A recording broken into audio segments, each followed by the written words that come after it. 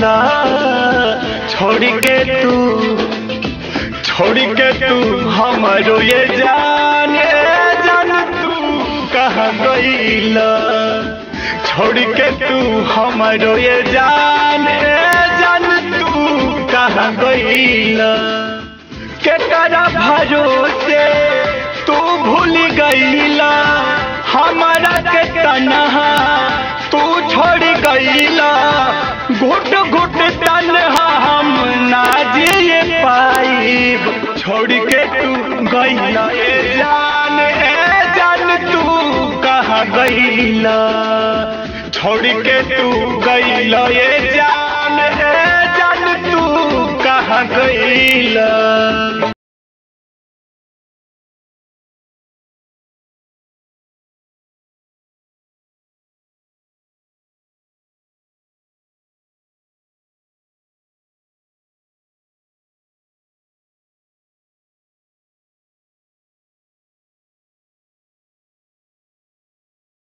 आईनी हो काहे न साथ निभैनी हो, जिंदगी भर के खाके कसम पल में तू बिसरैनी हो।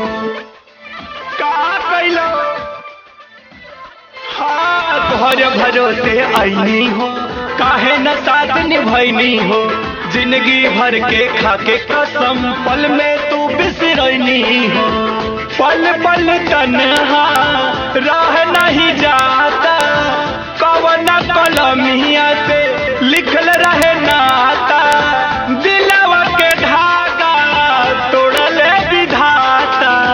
छोड़ के तू गईला ए जान तू कहाँ गईला, छोड़ के तू गईला ए जान तू कहाँ गईला।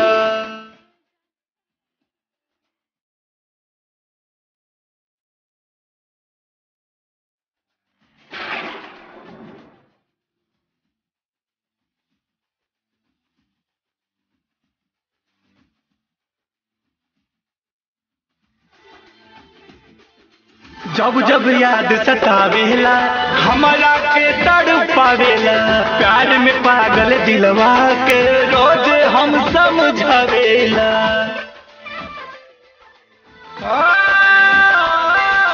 जब जब याद सतावेला, हमारा के तड़पावेला, प्यार में पागल दिलवा के रोज हम समझावेला। कही के तू गईला, कहाँ चली गईला, साथ जिंदगी के नहीं निभैला।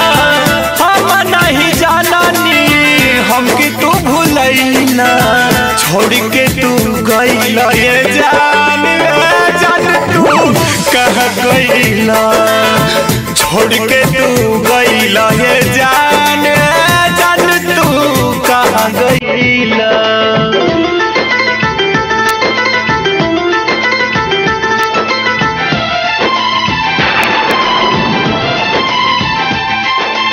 अनिल सागर कहाँ जाई हो, के हमके अपनाई हो, सुन हो गईल मंगिया मोर, खा के महुर मरी जाइब हो।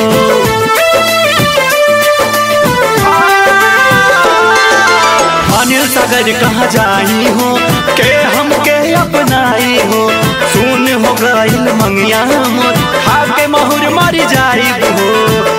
पूछू ना सूझे दिलवा पुरुषे, बिगड़ल भगिया मोर कैला सुने, छोड़ के तू हमारा भागिन कैला, छोड़ के तू हमारा के जान तू चली गईला, छोड़ के तू हमारा के जान